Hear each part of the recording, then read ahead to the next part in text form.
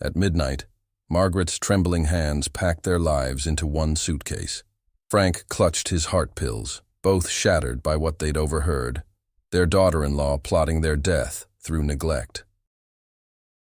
The morning light filtered through the kitchen window of what had once been Margaret and Frank's home, casting long shadows across the linoleum floor they had installed 35 years ago with their own hands. At 74, Margaret's arthritic fingers still moved with practiced precision as she prepared breakfast, though each movement sent sharp reminders through her joints that her body was no longer the strong vessel it had been when she first cooked in this kitchen. "Good morning, Grandma." The cheerful voice belonged to Tyler, their 17-year-old grandson, who bounded into the kitchen with the energy only teenagers possessed. His genuine smile was like sunshine breaking through storm clouds, and Margaret felt her heart lift despite the heaviness that had settled there in recent months. "Morning, sweetheart," she replied, her voice carrying the warmth that had comforted 5 children, and now 7 grandchildren. "Did you sleep well?" "Like a rock.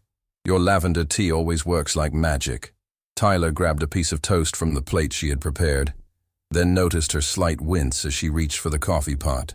"Here, let me get that for you." Before Margaret could protest, harsh footsteps echoed down the hallway, and Victoria appeared in the doorway.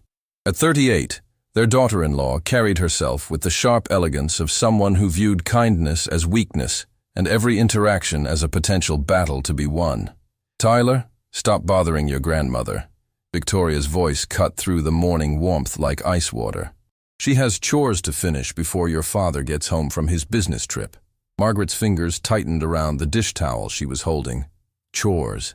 In her own home, the care she provided her family had been reduced to chores that apparently weren't being completed to Victoria's satisfaction.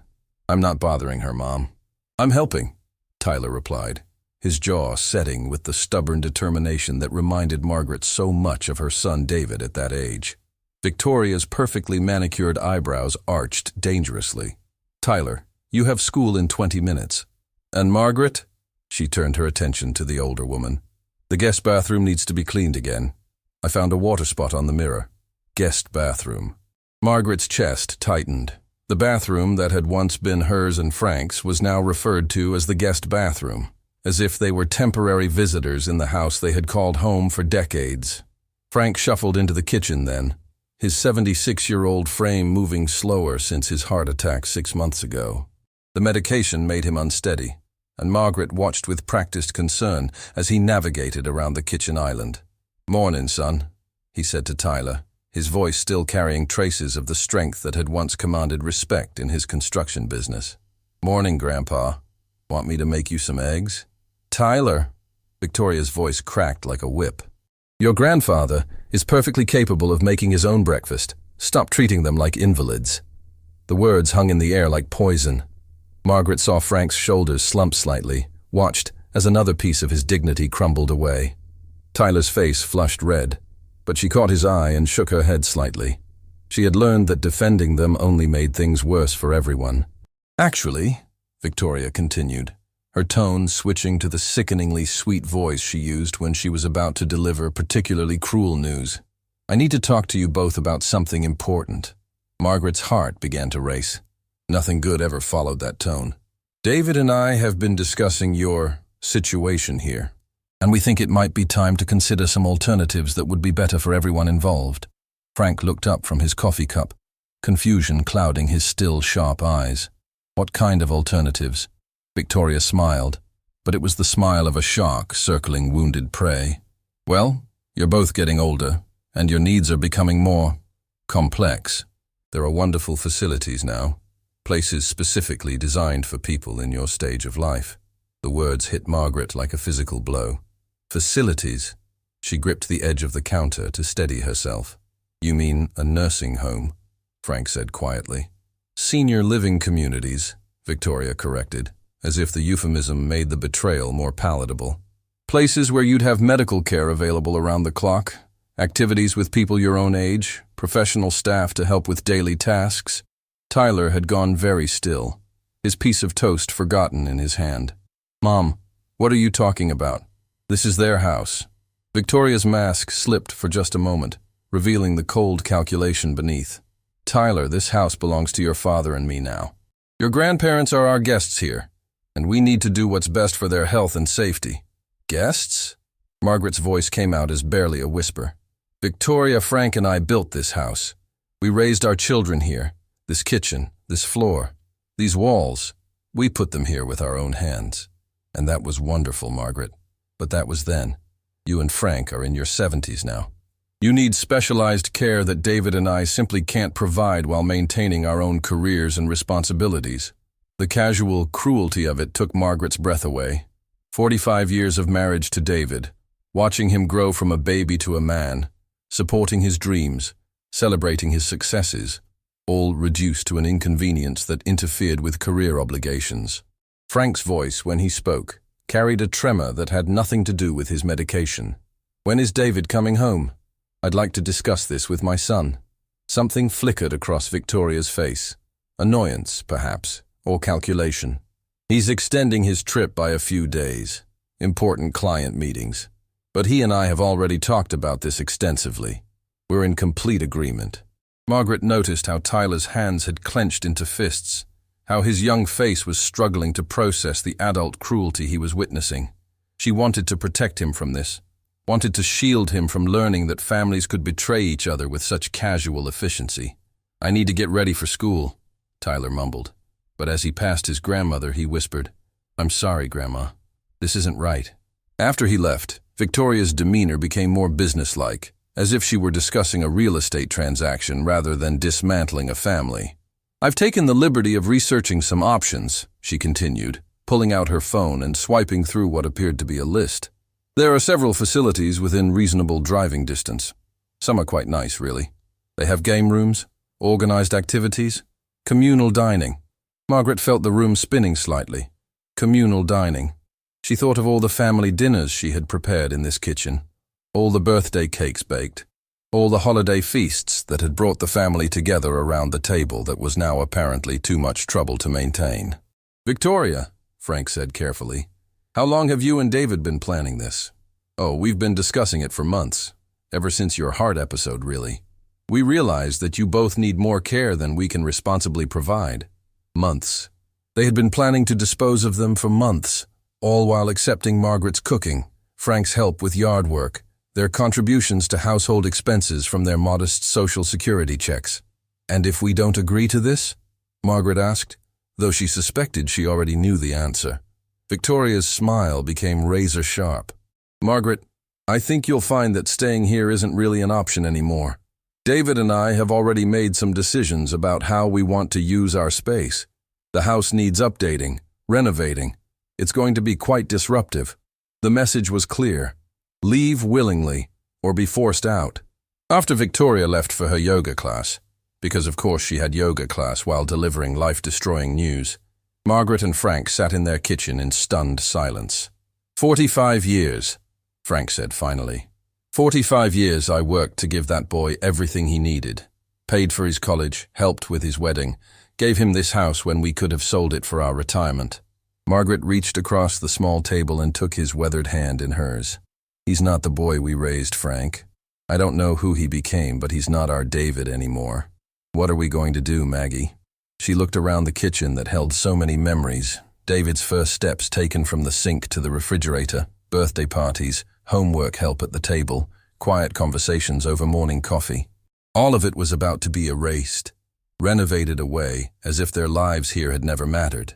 I don't know, she whispered, but we can't stay where we're not wanted. That afternoon, while Victoria was at her charity luncheon, the irony wasn't lost on Margaret that she raised money for homeless families while making her own in-laws homeless. Margaret sat at the old phone table in the hallway and made a call she never thought she would have to make. Matthew.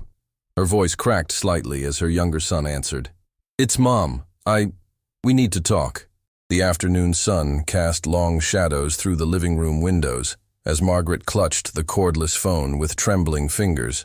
3 hours had passed since Victoria's devastating announcement, and the silence in the house felt suffocating. Frank sat in his worn recliner, staring blankly at the muted television screen, his heart medication bottle turning over and over in his weathered hands. Matthew? Margaret's voice cracked as her younger son answered on the second ring. It's Mom. Mom! What a nice surprise. How are you and Dad doing? The genuine warmth in his voice nearly broke her resolve. How could she burden him with this? Matthew had his own life, his own responsibilities. But the alternative was watching Victoria systematically strip away every shred of dignity they had left. We need to talk, sweetheart, about something important. A pause. Matthew had always been the more intuitive of her sons, able to read between the lines of what wasn't being said. Mom, you sound upset. What's wrong? Margaret glanced toward the hallway, ensuring Victoria hadn't returned early from her luncheon. The woman seemed to appear from nowhere whenever anything important was being discussed. Matthew, I need to ask you something, and I want you to be completely honest with me. Her voice dropped to barely above a whisper. When you invited us to come live with you after Dad's heart attack, did you mean it? Another pause, longer this time. She could practically hear Matthew's mind racing, connecting dots she hadn't explicitly laid out. Mom, of course I meant it. You know I've always meant it. What's David done now? The question hit like a physical blow. Not what happened or what's wrong, but what's David done now? As if Matthew had been expecting this call, waiting for the other shoe to drop. It's not David directly, Margaret began, then stopped herself. That wasn't fair, and it wasn't honest. Actually, it is David. He and Victoria. They want us to go to a nursing home. The silence stretched so long, Margaret wondered if the call had dropped. What? Matthew's voice had gone dangerously quiet, the same tone he'd used as a child when someone had hurt his feelings badly enough to make him truly angry. Margaret found herself spilling everything. Victoria's cold announcement, the months of planning they'd kept secret, the casual cruelty of calling them guests in their own home. With each detail, she felt Matthew's anger building through the phone line. That manipulative... Matthew caught himself, remembering his mother's discomfort with harsh language. Mom, pack your bags. I'm driving up tonight. Matthew, no. You don't understand how far. I'm in Portland. It's a 4-hour drive. I'll be there by 8 o'clock. Margaret's heart hammered against her ribs. Portland meant Matthew had been visiting his ex-wife Sarah and their daughter Emma. It meant disrupting his limited time with Emma, who was only 12 and needed her father's attention after the divorce. Sweetheart, you have Emma this weekend. We can't ask you to... Mom. Matthew's voice carried the same firm kindness that had made him such a good father, and she now realized, such a good son. Emma adores you and Dad. She's been asking when she could see you again. Besides, this gives me a perfect excuse to cut the visit short without hurting Sarah's feelings. Despite everything, Margaret felt her lips twitch in what might have been a smile. Matthew had always been able to find silver linings in the darkest clouds. Are you sure about this, honey? We don't want to burden... Mom, stop. You raised me. You changed my diapers. Stayed up all night when I had pneumonia. Drove me to every baseball practice. Helped me with homework. Celebrated every small victory and comforted every defeat. You and Dad gave me everything I needed to become the man I am today. His voice thickened with emotion. The only burden would be knowing you needed help and not providing it. Margaret felt tears sliding down her cheeks. When had she last heard someone speak to her with such love, such respect? When had anyone last treated her like she mattered? But David is your brother. David made his choice. He chose Victoria over family. I'm choosing family over convenience. 2 hours later, Tyler burst through the front door like a small tornado, his backpack hitting the floor with enough force to rattle the nearby picture frames. Margaret looked up from the small pile of photo albums she'd been sorting through, trying to decide what memories were most important to preserve. Grandma, where's Mom? His young face was flushed with anger and something that looked like panic. She's at her book club meeting. Why, sweetheart? Because everyone at school is talking about how the Johnson family got kicked out of their house, and how there are all these new senior living places opening up around town, and... He stopped, noticing the photo albums. His face crumpled. Oh God, she's really doing it, isn't she? Margaret set down the album she'd been holding, pictures of Tyler's father as a baby, and opened her arms. Her 17-year-old grandson, who'd been pretending to be too old for hugs, collapsed into them like the scared child he still was inside. I heard her on the phone with Dad earlier, he whispered against her shoulder. She was talking about how much easier things would be, how they could finally have their space back. She called you guys a temporary inconvenience that's gone on too long. Each word was a fresh cut, Margaret stroked Tyler's hair, the same sandy brown that David had inherited from Frank, and tried to find words that wouldn't poison a grandson against his parents. Sometimes adults make decisions that seem harsh, Tyler, but they think they're doing what's best. Tyler pulled back, his eyes blazing with the righteous fury only teenagers could muster. No, Grandma. Don't make excuses for them. What they're doing is wrong, and you know it. Frank appeared in the doorway, drawn by the sound of voices. What's all the commotion? Tyler turned to his grandfather, his voice breaking slightly. Grandpa, you can't let them do this. This is your house. You built it with your own hands. Son, Frank said quietly, settling into the chair across from them. Sometimes fighting a battle costs more than losing it. What does that mean? Margaret exchanged a look with her husband. How could they explain to a 17-year-old that sometimes love meant walking away, that sometimes the price of staying was watching the people you loved turn into strangers? It means, Margaret said carefully, that your grandfather and I love this family too much to tear it apart with fighting. Tyler's face cycled through confusion, frustration, and finally, a mature understanding that seemed too old for his years. You're protecting us from our own parents. The accuracy of the observation stunned Margaret into silence. Tyler, Frank said, his voice heavy with years of hard-won wisdom. Your grandmother and I have lived long enough to know that some battles can't be won with fighting. They can only be won with grace. Later that evening, Victoria returned from her book club meeting with the satisfied air of someone who'd spent hours discussing other people's problems instead of dealing with her own. She found Margaret and Frank in the living room, photo albums spread across the coffee table like evidence of a life being dismantled. Oh, good. You're going through your things. That's very practical. She settled into what had once been Margaret's favorite chair, another small territory claimed in the ongoing war of attrition. I've been thinking about timeline. I really think we should aim for the end of next week. David will be back by then, and we can make it a nice family transition. Nice family transition. As if they were discussing a job relocation instead of the destruction of everything Margaret and Frank had built together. Actually, Victoria, Margaret said, her voice steady despite the hammering of her heart, we won't need that long. Something flickered across Victoria's face. Surprise, perhaps, or suspicion. Oh? You found a place you like? We have. Margaret met her daughter-in-law's eyes directly, refusing to look away. We're going to stay with Matthew. The silence that followed was deafening. Victoria's perfectly composed mask slipped for just a moment, revealing something ugly underneath. Not relief, as Margaret might have expected, but anger, as if their quick solution had somehow cheated her out of something. Matthew? Victoria's voice carried a note of disdain. In his little apartment? With his broken marriage and his struggling business? You think that's really the best option for people your age? Frank's jaw tightened. Matthew is our son. His struggles don't make him less family. Of course not. Victoria backpedaled quickly, her mask sliding back into place. I just worry about the burden you'll be placing on him. He's already dealing with so much. Margaret felt something shift inside her chest, like a lock clicking open. Victoria, what exactly do you think we are? I'm sorry. You keep talking about us as burdens, as inconveniences, as problems to be solved. What do you think we are? Victoria's smile became strained. You're David's parents, of course. Beloved family members who deserve the best care available. Beloved family members don't get evicted from their own homes. The words hung in the air like smoke from a fire. Victoria's face flushed, then paled. Margaret, I think you're being a bit dramatic. This is about your health and safety, nothing more. Our health and safety, Frank said quietly, have been fine for 70+ years. They became a concern only when you decided we were taking up too much space. Tyler appeared in the doorway, having obviously been listening from the hallway. His young face was set in lines that made him look startlingly like his grandfather.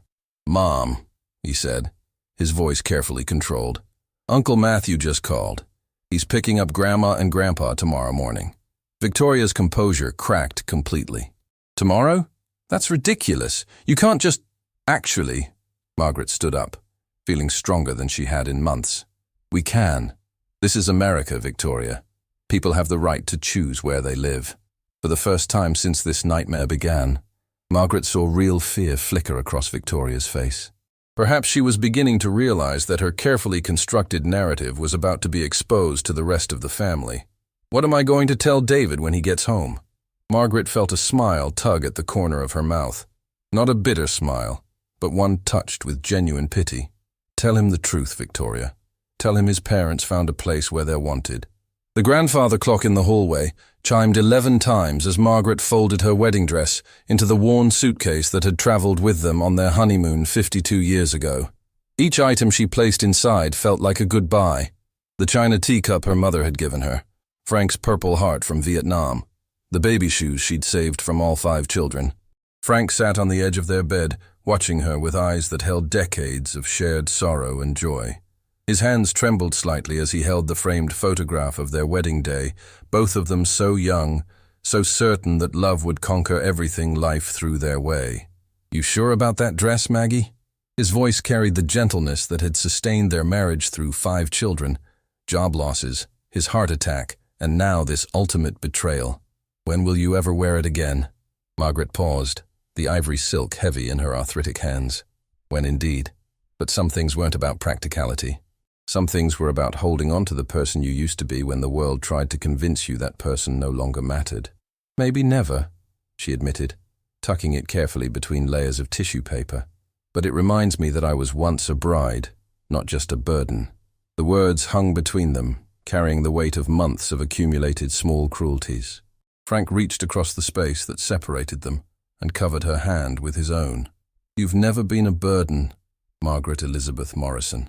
Not for one single day of our 52 years. She felt tears threatening again. When had she become such a weepy old woman? But before she could respond, footsteps echoed in the hallway outside their door. Both of them froze, listening. Victoria's voice drifted through the walls, sharp and irritated. She was on the phone again, probably with one of her book club friends, sharing her version of events where she was the long-suffering daughter-in-law finally taking necessary action. Honestly, you have no idea what we've been through. The smell, the mess, the constant hovering. David finally agreed we had to do something before they really hurt themselves. Margaret's chest constricted. The smell. They bathed daily, kept their small space immaculate, asked for nothing but the right to exist peacefully in the home they'd built. Frank's jaw worked silently, his fists clenching and unclenching. Margaret placed her hand over his, feeling the familiar calluses from decades of construction work, the slight tremor from his heart medication. And the grandson is being completely unreasonable about it. Teenagers, you know. They don't understand that sometimes you have to make hard choices for people who can't make them for themselves. Tyler. Victoria was painting Tyler's loyalty as teenage rebellion, his love as ignorance. Margaret felt something fierce and protective rise in her chest. Matthew's being difficult too, but that's typical. He's always resented David's success. Taking them in is probably just his way of getting attention. That was the final straw. Margaret stood abruptly, her decision crystallizing like ice forming on a winter pond. We're leaving tonight. Frank looked up at her, startled. Tonight? Maggie, Matthew isn't coming until morning. I don't care. I won't spend another night under the same roof as someone who talks about us like we're stray animals she's trying to rehome. Margaret's voice carried a strength that surprised even her. We'll call him from the bus station. 30 minutes later, Margaret crept down the hallway like a teenager sneaking out past curfew, which would have been funny if the situation weren't so heartbreaking. Frank followed behind her, carrying their 2 suitcases with the careful silence of a man who'd learned to move quietly during night shifts. The house they were leaving held 52 years of memories. The kitchen where Margaret had taught all 5 children to cook. The living room where Frank had built blanket forts and read bedtime stories. The backyard where birthday parties and graduations had been celebrated.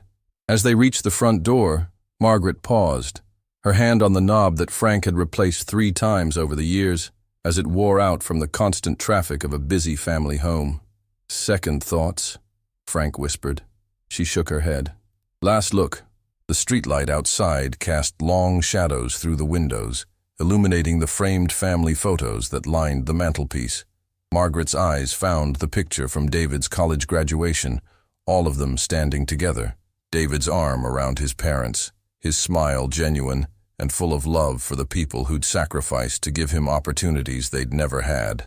When had that young man, so grateful and loving, become someone who could discard the people who'd raised him like outdated furniture.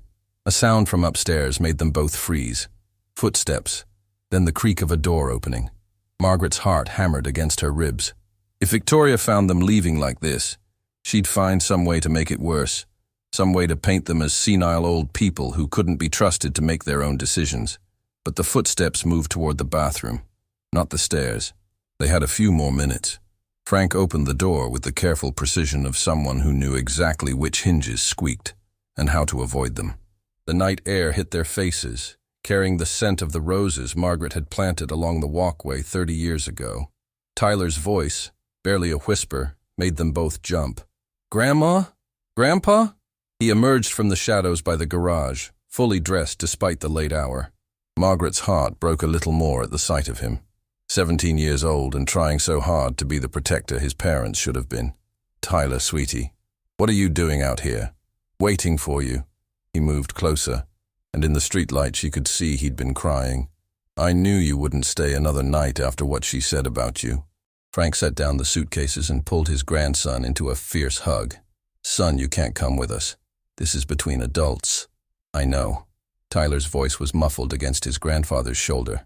"But I couldn't let you leave without saying goodbye. Without saying I'm sorry." "Sorry for what?" Tyler pulled back, his young face etched with a pain that belonged on someone much older. "For not standing up to her sooner. For not making Dad see what she was doing. For being part of a family that could treat you this way." Margaret felt her heart shatter and rebuild itself simultaneously. This boy, this young man, understood something his father had forgotten. That family meant protecting the vulnerable, not discarding them.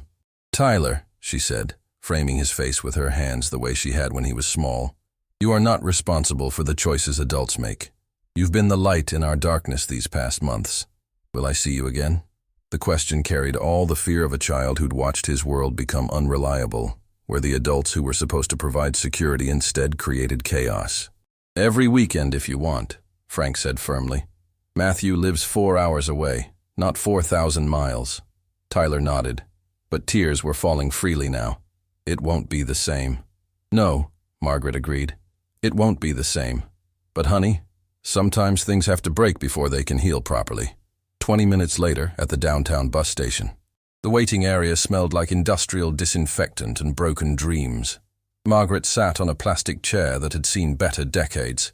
Frank beside her with his arm around her shoulders. Their suitcases sat at their feet like loyal dogs. "I can't believe we're bus passengers at our age," Frank muttered. But there was no real complaint in his voice. If anything, he sounded almost relieved. Margaret pulled out her phone, a basic model that Tyler had taught her to use, and dialed Matthew's number with shaking fingers. "Mom, it's nearly midnight. What's wrong?" "Matthew, we're at the Greyhound station downtown. We couldn't stay another night." Silence stretched across the miles between them. Then, "Don't move. I'm coming now." "Sweetheart, it's a 4-hour drive in the middle of the night." "Mom." Matthew's voice carried the same tone Frank had used when their children were small and needed to understand something important. "You're my parents. You called me. I'm coming." The simple certainty of it brought fresh tears to Margaret's eyes. When had she last felt so unconditionally wanted? 2 hours later.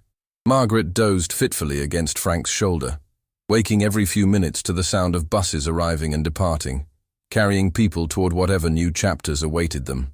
The station was surprisingly busy for such a late hour.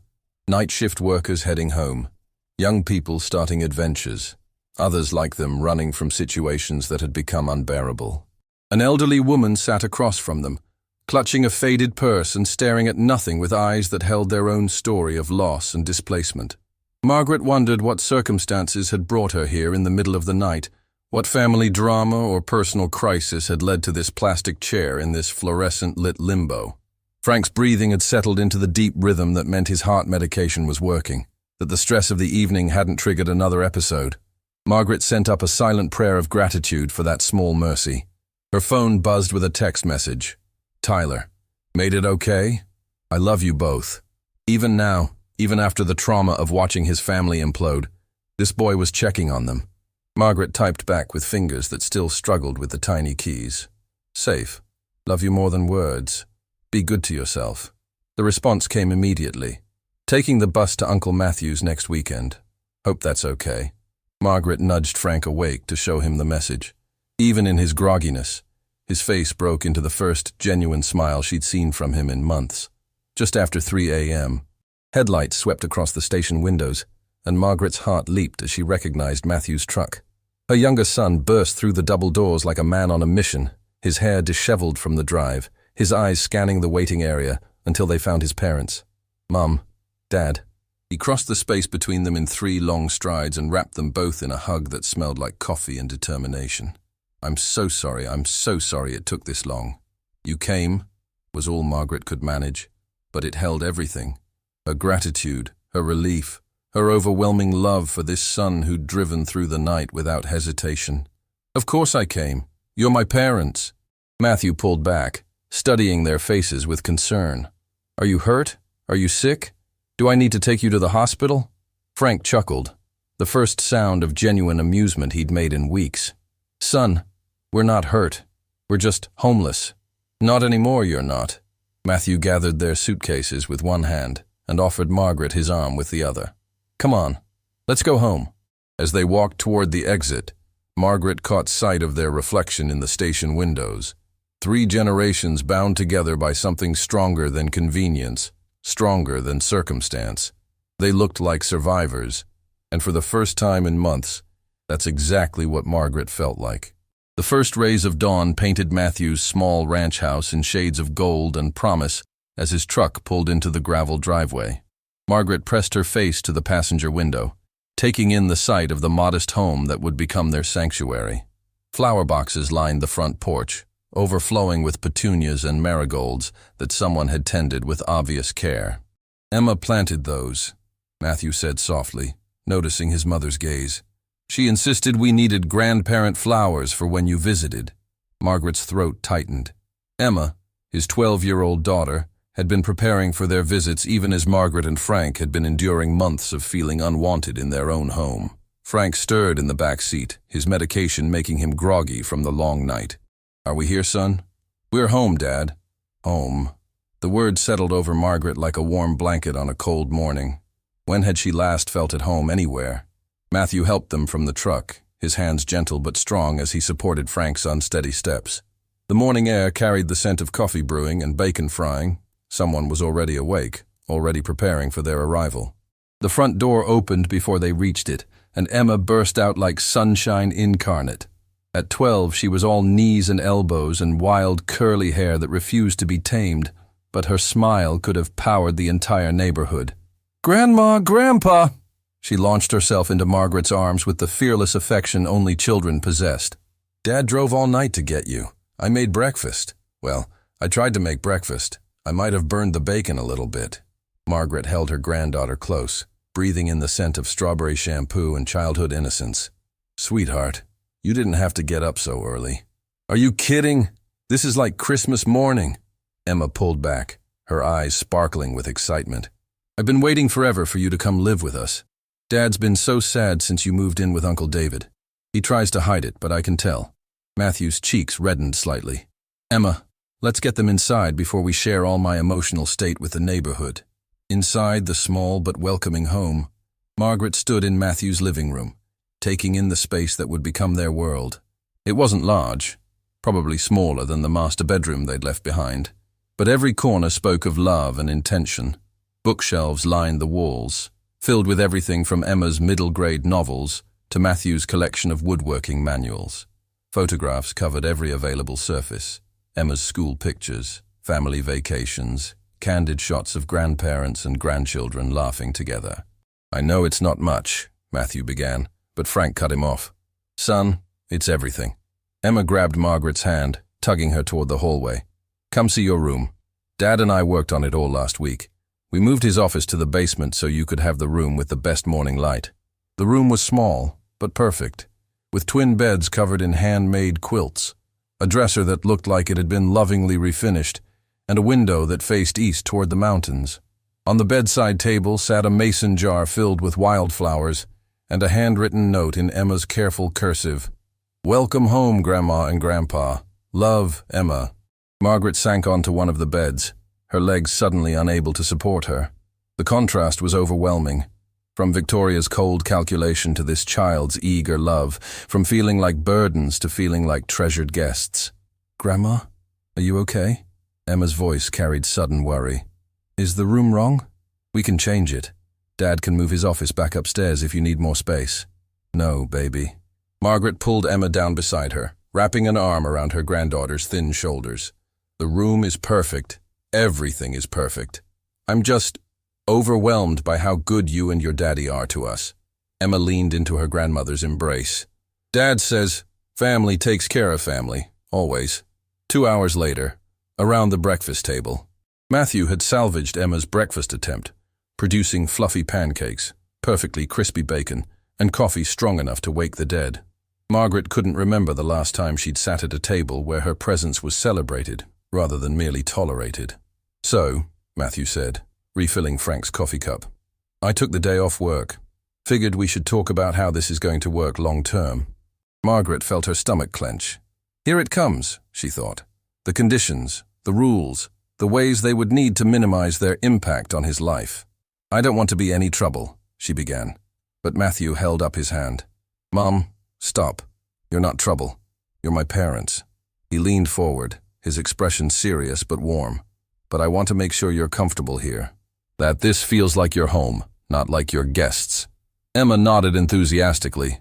"Dad moved all his important papers out of the good filing cabinet so you can use it, and I cleared out half my craft supplies from the spare closet." Frank set down his coffee cup, with hands that were steadier than they'd been in months. "Son, what about your privacy? Your independence?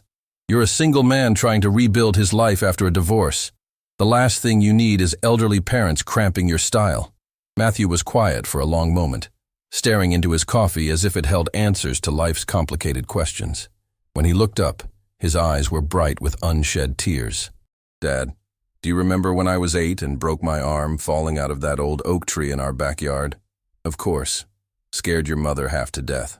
You carried me 3 blocks to the car because Mom was too shaken to drive. Then you stayed up all night in the hospital chair beside my bed, even though the doctors said I was fine and you had to work the next morning." Margaret remembered that night, the terror of seeing her child in pain, Frank's quiet strength as he refused to leave their son's side. "That's what parents do," Frank said simply. "Exactly." Matthew reached across the table and covered his father's weathered hand with his own. "You carried me when I couldn't walk. Now it's my turn to carry you." The silence that followed was thick with emotion. Emma looked between the adults, her young face solemn with the weight of understanding that she was witnessing something important. "Besides," Matthew added, his tone lightening, "Emma's been lobbying for live-in grandparents since the divorce.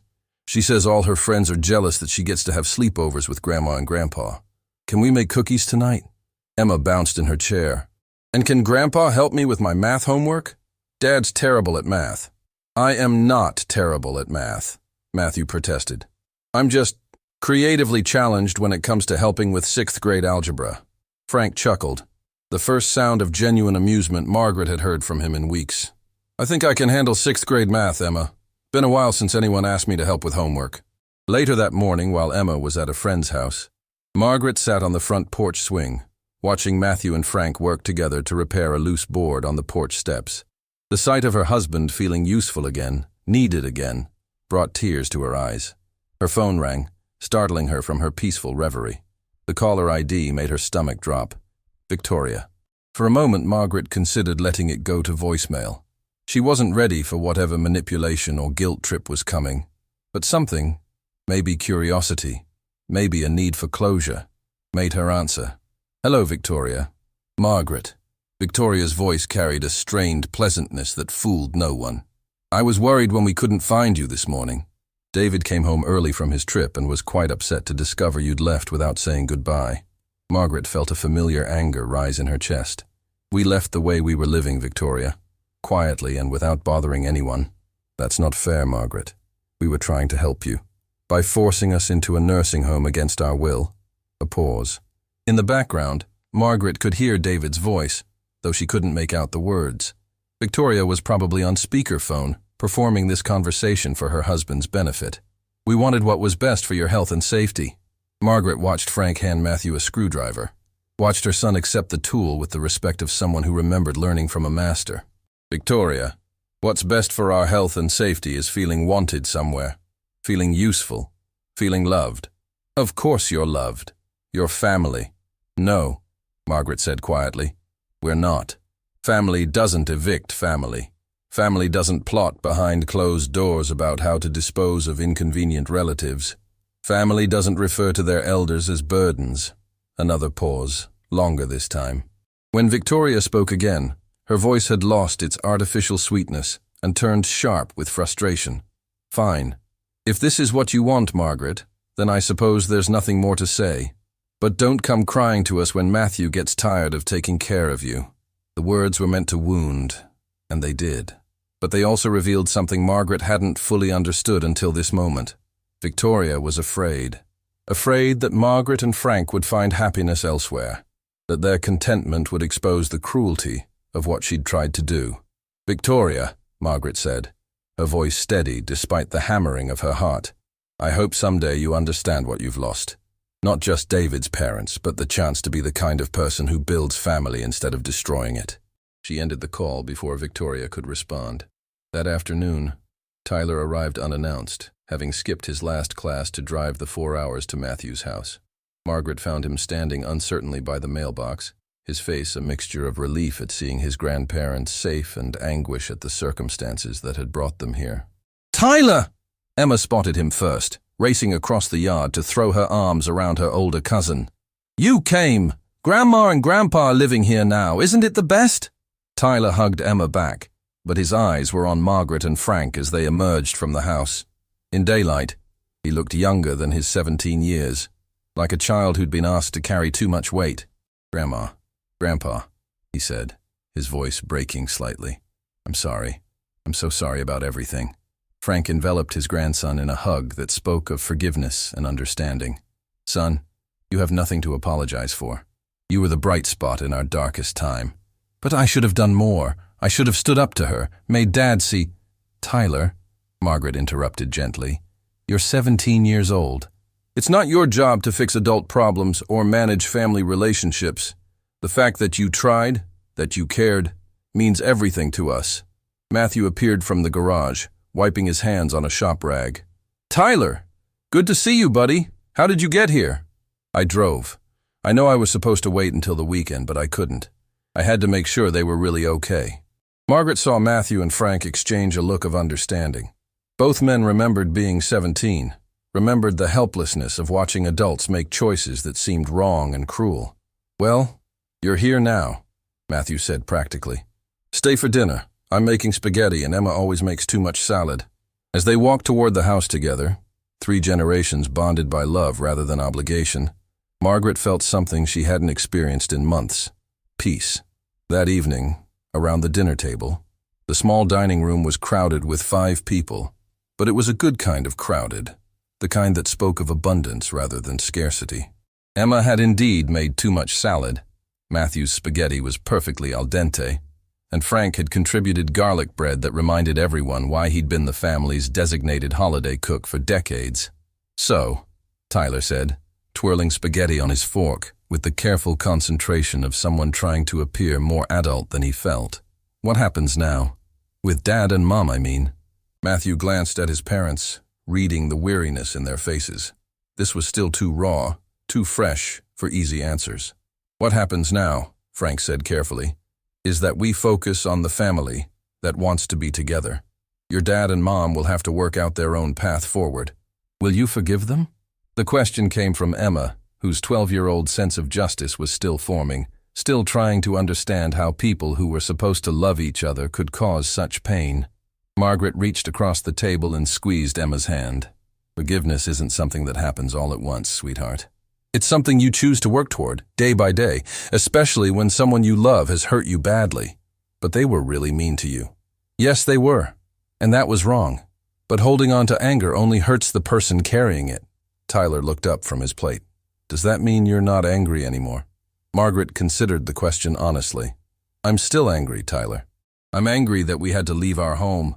I'm angry that your father chose to believe lies about us rather than trust his own experience. I'm angry that months of our lives were wasted feeling unwanted and unloved. But, she continued, I'm also grateful. Because if we hadn't gone through this, we might never have discovered how much your Uncle Matthew and Emma wanted us here. We might never have learned that home isn't a place. It's the people who choose to love you. Frank raised his water glass. To Matthew and Emma, who reminded us what family really means. They all raised their glasses, even Emma with her chocolate milk. And Margaret felt the first stirring of something that might, eventually, become healing. 3 months had passed since Margaret and Frank found sanctuary in Matthew's home, and the rhythm of their new life had settled into something that resembled peace. Margaret woke each morning to the sound of Emma's laughter echoing through the hallway. Frank spent his afternoons teaching her woodworking basics in Matthew's garage, and for the first time in what felt like years, they went to bed each night without the crushing weight of feeling unwanted. But peace, Margaret had learned over 7 decades of living, was often interrupted by the unfinished business of broken relationships. The knock on the front door came during the quiet hour after lunch, when Emma was at school and Matthew was at work. Margaret had been reading in the living room while Frank dozed in his favorite chair, a worn recliner that Matthew had insisted on moving from the bedroom to give his father a proper place to rest. Through the window, Margaret saw David's familiar silhouette on the front porch. Her coffee cup rattled against the saucer as she set it down, that old fight-or-flight response flooding her system. She noticed how his shoulders were set, rigid with determination or anger. She couldn't tell which from this distance. Behind him, Victoria sat in their luxury sedan like a spider waiting in her web, her perfectly manicured fingers drumming against the steering wheel with visible impatience. Frank stirred at the sound of voices outside, his medication-dulled reflexes slowly bringing him to alertness. Who is it, Maggie? It's David. The name felt strange on her tongue, as if she were speaking about a character from a book, rather than the son she'd carried in her womb for 9 months, raised through scraped knees and broken hearts. Frank's jaw tightened almost imperceptibly, but he pushed himself up from the recliner with the careful movements of a man whose body had betrayed him once and might do so again. Well, I suppose we knew this conversation would have to happen eventually. Margaret opened the door to find her eldest son looking older than his 43 years. Lines of stress etched his face, his usually immaculate appearance slightly disheveled. Dark circles under his eyes suggested sleepless nights, and his expensive suit hung loose on his frame as if he'd lost weight. The transformation was startling. This wasn't the confident, successful man who'd coldly discussed nursing homes just months ago. Mom. David's voice carried an awkwardness that spoke of guilt, warring with stubborn justification. Can we talk? Of course. Margaret stepped back, her hand trembling slightly on the doorknob. Your father's in the living room. The reunion between father and son was a study in careful politeness. David nodded stiffly. Frank inclined his head in acknowledgement. Neither man moved to embrace the other. The wounds still too fresh, the trust still too shattered. The air between them crackled with unspoken words and accumulated grievances. You look good, Dad. The words sounded rehearsed, as if David had practiced this conversation during the 4-hour drive. I feel good, son. Better than I have in months. Frank's response carried layers of meaning that made David's face flush slightly with understanding. David cleared his throat, glancing nervously toward the window where Victoria waited with growing irritation. Mom, Dad, I need you to understand how difficult this has been for Victoria and me. Coming home from my business trip to find you gone without a word, Tyler barely speaking to us, the whole family in chaos. Margaret felt something cold settle in her stomach. Even now, even after everything they'd endured, David was positioning himself and Victoria as the victims of the situation. The audacity of it took her breath away. David, she said carefully, choosing each word like she was defusing a bomb. We left because we couldn't stay in a house where we were treated like unwanted guests in our own home. Unwanted. David's voice rose slightly. Then he caught himself, glancing toward the window, where Victoria had begun tapping her foot against the car's floorboard. Mom, you were never unwanted. Victoria and I were trying to help you transition to a living situation that would be better for your health and safety, by forcing us into a nursing home against our will, by exploring options that would give you professional care and social interaction with people your own age. You have to understand, as you get older, your needs become more complex. Frank spoke for the first time since David's arrival. his voice carrying a weariness that went bone deep. "Son, we didn't need professional care. We needed to feel like we still mattered to our family." 15 minutes later, the conversation had moved to the kitchen, where Margaret busied herself making coffee with hands that shook only slightly. David sat at Matthew's small dining table, his manicured fingers drumming nervously against the wood surface, a gesture that reminded Margaret painfully of Victoria's impatient tapping in the car. "This place is so small," David said, looking around at the modest kitchen with its second-hand appliances and carefully maintained but aging cabinets. There was something in his tone, not quite judgment, but a kind of bewilderment at how his parents could be content in such humble surroundings. "It's perfect for us," Frank replied firmly, settling into his chair with a slight wince that he tried to hide. "We have everything we need. Family who wants us here." David flinched at the implication, his wedding ring catching the afternoon light as his fingers continued their nervous rhythm. "Dad, we wanted you with us. Victoria and I just thought—" "Victoria thought," Frank interrupted, his patience finally fraying like an old rope under too much weight. "Victoria decided we were inconvenient and convinced you to go along with it. That's not fair. Victoria has been nothing but supportive of our family. You don't understand the pressure she's been under, managing her career, the household, the children."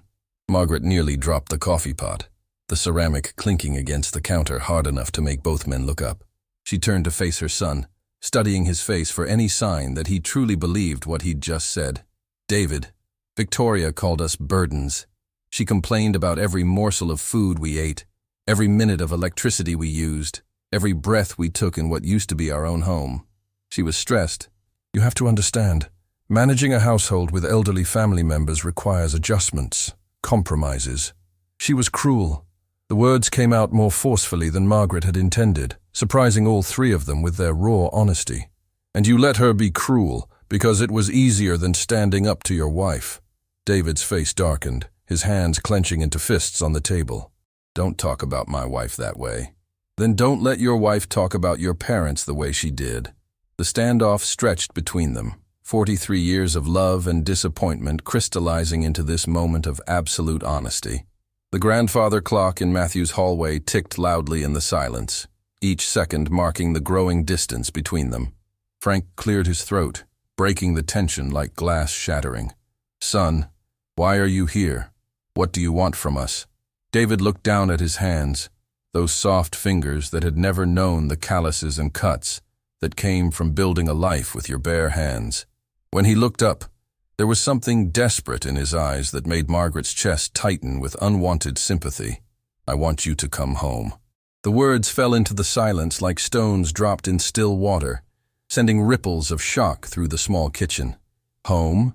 Margaret's voice came out as barely a whisper. "Yes. Victoria and I have talked extensively, and we've decided that we acted hastily. We want to give it another try, with better communication and clearer expectations for everyone involved." Margaret felt the room spinning slightly. After months of healing, of feeling wanted and valued, David was asking them to return to the place where they'd been systematically diminished and devalued. "What changed?" Frank asked, his construction worker's instincts sensing the structural weakness in David's argument. David shifted uncomfortably, his chair creaking against the linoleum floor. "Tyler hasn't been the same since you left. He barely speaks to us, spends all his time in his room or driving down here to see you. And frankly, the neighbors have been asking questions about your sudden departure. It's created an awkward situation socially." There it was. Not a recognition of wrongdoing, not genuine remorse, but concern about Tyler's rebellion and neighborhood gossip. Margaret felt something die inside her chest, the last vestige of hope that David might have experienced genuine self-reflection. "So you want us back, because Tyler is giving you a hard time and the neighbors are gossiping?" Margaret's voice carried a dangerous calm that reminded Frank of the way she'd sounded when the children were small and had pushed her too far. "I want you back because you're my parents and you belong with family." "Which family, David?" The question came from the doorway, where Tyler stood with his school backpack still slung over his shoulder, his young face flushed from running. None of them had heard him arrive, but clearly he'd heard enough to understand the conversation's direction. "Tyler." David's voice carried warning, like thunder promising a storm. We're having an adult conversation. About me, apparently. Tyler dropped his backpack with a thud that seemed to shake the entire house and moved to stand behind his grandparents' chairs, his hands resting protectively on their shoulders. So I think I get a say in this discussion. Margaret reached up to cover Tyler's hand with her own, drawing strength from his loyalty, even as her heart broke for the impossible position he'd been put in. His knuckles were white where they gripped the back of her chair, and she could feel the tension radiating through his young body.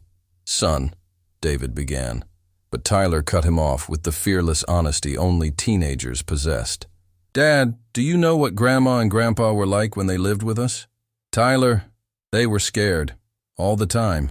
Scared to use too much hot water, scared to turn on lights, scared to take food from their own refrigerator, scared to exist in their own home." David's face flushed red, then pale. "That's an exaggeration, Tyler. They were adjusting to shared living space." "Is it an exaggeration?" Tyler's voice cracked with emotion, betraying how much pain he'd carried watching his grandparents suffer. "Because I watched Grandma cry in the laundry room when she thought no one could see her. I watched Grandpa stop telling his stories because Mom complained they were boring old man talk. I watched them disappear a little bit more every day until they were like ghosts in their own house." The raw honesty of Tyler's words hit the room like a physical force. Margaret felt tears streaming down her cheeks, not just for the pain they'd endured, but for this brave young man who'd witnessed it all and carried the weight of their suffering in his heart. Outside in the driveway, Victoria's patience finally snapped. The sound of a car door slamming cut through Tyler's emotional testimony. Victoria's heels clicked against Matthew's modest driveway with military precision, each step sharp and deliberate. Margaret watched through the kitchen window as her daughter-in-law approached the house, her designer purse clutched like a weapon, her face set in lines of barely controlled fury. The front door opened without a knock, a violation that made Margaret's chest tighten with remembered anxiety. Victoria swept into the house as if she owned it, her presence immediately changing the atmosphere from tense family discussion to battlefield preparation. She paused in the kitchen doorway, taking in the scene with calculating eyes. David at the table looking defeated and uncertain. Tyler standing protectively behind his grandparents like a young soldier. Frank and Margaret holding hands as if drawing strength from each other for the fight to come. "Well," Victoria said, her voice carrying that familiar sweetness that barely concealed the venom beneath. "Isn't this a touching family tableau?" Tyler's hands tightened on his grandparents' shoulders, his knuckles going white with the force of his grip. "Mom, Tyler, get your things immediately. We're leaving. And hopefully your grandparents will be sensible enough to come with us so we can put this whole unfortunate misunderstanding behind us." Misunderstanding. Margaret marveled at Victoria's ability to rewrite history even as it was happening, to transform months of systematic cruelty into a simple communication error.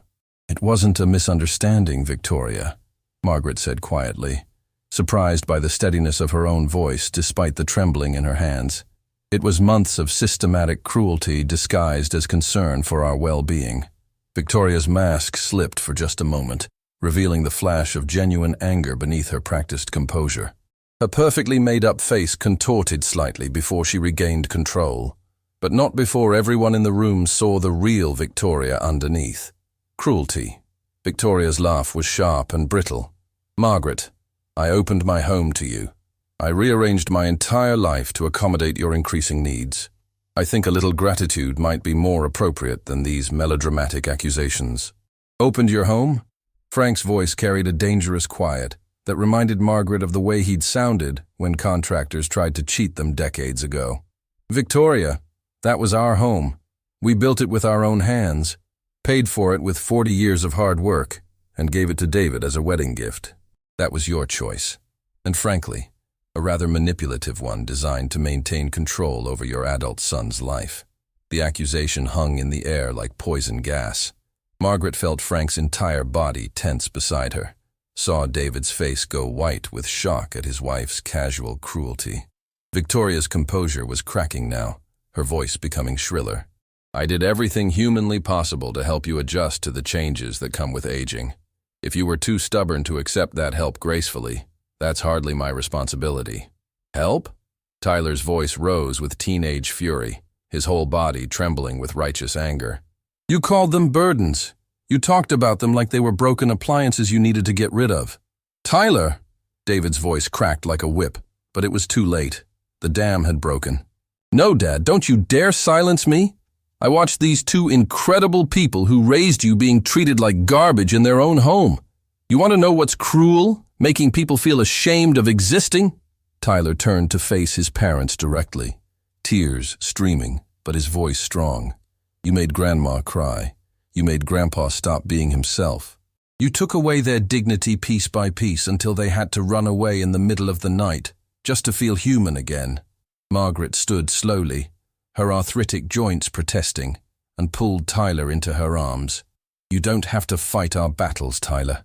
We can fight our own. Victoria's voice turned saccharine with desperation. Margaret, David is your successful son. Your only son who can properly provide for you. Matthew is struggling with his divorce, his tiny house, his inability to provide comprehensive care as you age. But Margaret had learned something important in these past months. She had learned to recognize her own worth again. Victoria, Margaret said, her voice steady and strong, Matthew doesn't provide for us. We provide for each other. We contribute what we can. Cooking, cleaning, wisdom, love. That's what real family does. She turned to David, seeing her son clearly for perhaps the first time in years. David, we're not coming back.